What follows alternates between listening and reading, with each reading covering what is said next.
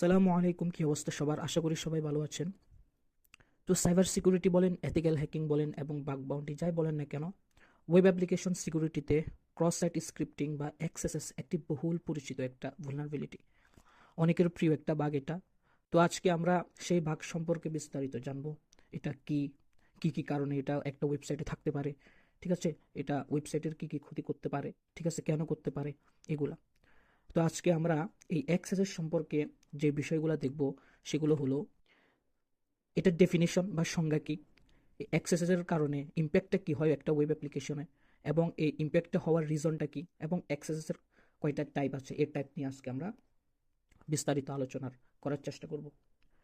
প্রথমে এটার ডেফিনিশন কি, ক্রস সাইট স্ক্রিপ্টিং বা এক্সএসএস কি, সেটি বুঝতে হলে আগে ছোট্ট করে যদি বলি আমি যে ক্রস সাইট স্ক্রিপ্টিংকে কেন এক্সএসএস বলা হয়।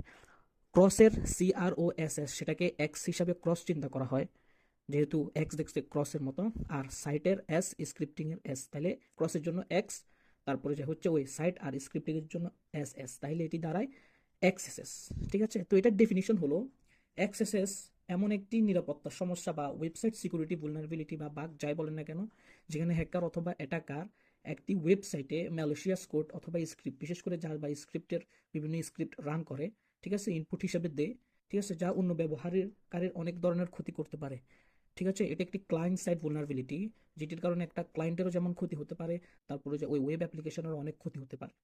এই এক্সেসের কারণে একটি ওয়েবসাইটের মধ্যে কি কি ক্ষতি হতে পারে সেগুলো যদি আমরা একটু দেখি, এটার কি ইম্প্যাক্ট। এটার মধ্যে এক নাম্বার হচ্ছে যে ইউজারের তথ্য চুরি হতে পারে। এক্সেসেস দুর্বলতা যদি কোনো একটি ওয়েবসাইটে থাকে, তাহলে এর কারণে একজন হ্যাকার ইউজারের তথ্য চুরি করতে পারে। যেমন ইউজারের তথ্যের মধ্যে কুকি আছে, সেশন আছে, এগুলো যদি পাই যায়, তাহলে কুকি স্টিলিং এর মতো এরকম বাগ পাওয়া যাবে। এর কারণে অ্যাকাউন্ট টেক ওভার হতে পারে। দ্বিতীয় ক্ষেত্রে অ্যাকাউন্ট হ্যাক করা, একটি ইউজারের অ্যাকাউন্ট হ্যাক হতে পারে, সেশন হাইজ্যাক হতে পারে, সেশন হাইজ্যাকের পরে ইমেল পাসওয়ার্ড এগুলা একজন হ্যাকার চাইলে সেটি ফেচ করতে পারে বা নিয়ে ফেলতে পারে। ভুয়া কন্টেন্ট দেখানো, স্ট্রাকচার চেঞ্জ, ইউআই চেঞ্জ ইত্যাদি। স্ট্রাকচার চেঞ্জ বলতে একটি ওয়েবসাইটের কাঠামো আছে, সেটি হচ্ছে যে HTML CSS দিয়ে বানানো ওয়েবসাইটের একটা স্ট্রাকচার থাকে, সেটাও অ্যাক্সেসের কারণে চেঞ্জ করা যায়। ইউআই চেঞ্জ, ওয়েবসাইটের একটা নির্দিষ্ট ইউআই থাকে, একটা কমার্শিয়াল ওয়েবসাইট বলেন, ডাইনামিক ওয়েবসাইট বলেন, একটা নির্দিষ্ট ইউআই থাকে, সেই ইউআইও কি করা যেতে পারে, চেঞ্জ করা যেতে পারে, ইত্যাদি আরো অনেক কিছু করা যেতে পারে। ইউজারকে অন্য সাইটে পাঠানো, সেটা হচ্ছে যে ফিশিং হতে পারে, ওপেন রিডাইরেক্ট হতে পারে, ঠিক আছে, এরকম বড় বড় অ্যাটাকগুলো কিন্তু এক্সেসের কারণে হতে পারে।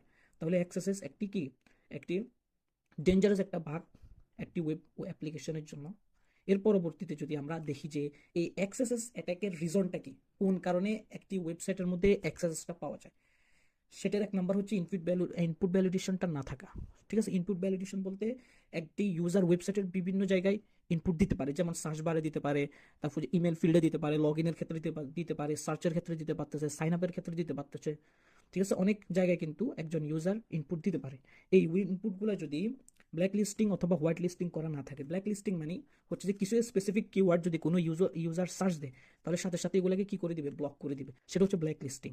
আর হোয়াইট লিস্টিং হলো একটি ইউজার নির্দিষ্ট কয়েকটি প্যাটার্নই ওখানে সার্চ করতে পারবে অথবা ইনপুট দিতে পারবে, সেগুলো হচ্ছে হোয়াইট লিস্টিং। তো একটি ওয়েবসাইটের মধ্যে যদি ইনপুট ভ্যালিডেশনটা না থাকে, তাহলে এটি এক্সেসেস বাগ হওয়ার একটি কারণ হতে পারে। দ্বিতীয় ক্ষেত্রে আউটপুট নট ইনকোডিং, সেটা হচ্ছে যে যারা ওয়েবসাইট নিয়ে মোটামুটি ধারণা আছে তারা জানেন যে এক্ষেত্রে কয়েকটা ইনকোডিং টেকনিক ইউজ হয়, যেমন HTML ইনকোডিং, URL ইনকোডিং, আরও অনেক ধরনের ইনকোডিং আছে। তো অনেক ক্ষেত্রে দেখা যায় যে একজন ম্যালিশিয়াস ইউজার এক ম্যালিশিয়াস স্ক্রিপ্ট রান করার পরেও সেগুলো ইনকোড আকারে হয়, অর্থাৎ কেউ যদি সার্চ করে যে জন অথবা এক্সেসেস কিছু সার্চ করলে এটি এমন একটি ফরম্যাটে চলে যায় যেটি ওয়েবসাইট আর ক্ষতি করতে পারে না। যেমন আপনারা দেখেছেন যে URL ইনকোডিংয়ে স্পেসের যে ফর্মটা সেটা হচ্ছে যে %20 বা %20 হয়ে যায় স্পেসের। এক্ষেত্রে এগুলা ইনকোডিং এর মাধ্যমে এগুলা অনেক ক্ষেত্রে স্যানিটাইজ করা যায়। তৃতীয় ক্ষেত্রে হচ্ছে যে আনসেফ জাভা স্ক্রিপ্ট, যেমন কিছু জাভা স্ক্রিপ্টের ডেঞ্জারাস ফাংশন আছে, যেমন ইভেল ফাংশন আছে, ইনার HTML আছে, ডকুমেন্ট ডট রাইট আছে, অনেকগুলো আছে যেগুলা ডম বেস অ্যাক্সেসের সম্ভাবনা তৈরি করে দিতে পারে। এই জন্য জাভা স্ক্রিপ্টে এই ফাংশনগুলো ইউজ করার ক্ষেত্রে সতর্কতা অবলম্বন না করলে এই বাগ থাকার সম্ভাবনা বেশি। 4 নম্বর ক্ষেত্রে lack of browser side and server site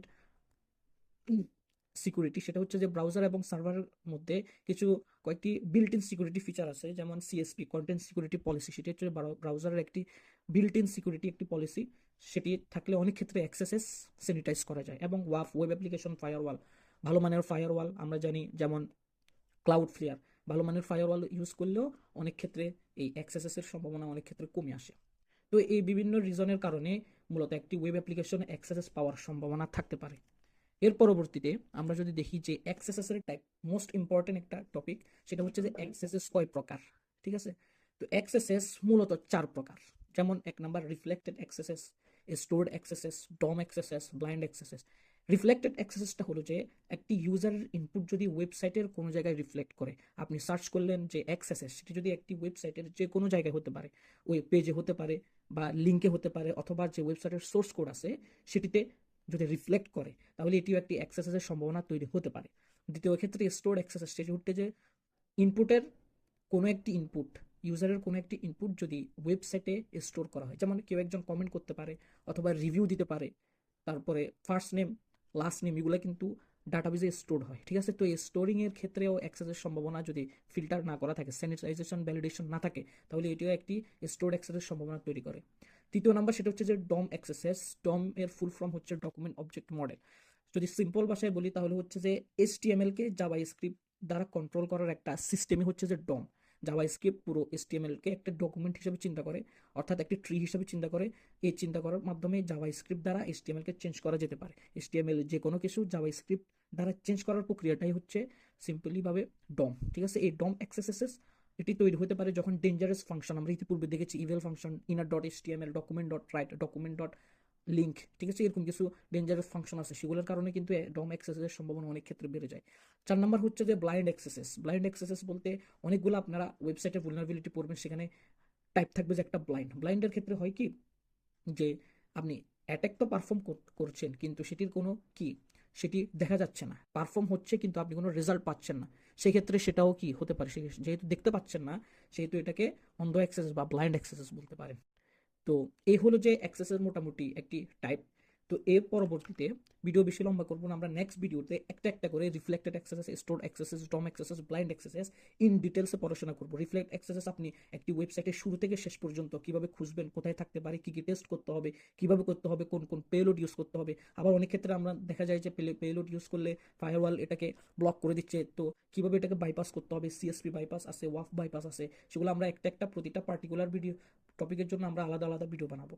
তো আজকে এ পর্যন্তই। যদি আমার এই ভিডিওটা আপনাদের কাছে ভালো লাগে তাহলে লাইক করবেন, শেয়ার করবেন এবং সাবস্ক্রাইব করবেন। এবং সাবস্ক্রাইব করে আমার পাশে থাকবেন, এতে আমাকে নতুন ভিডিও বানানোর জন্য মোটিভেট করবে। তো আজকে এ পর্যন্তই, ধন্যবাদ।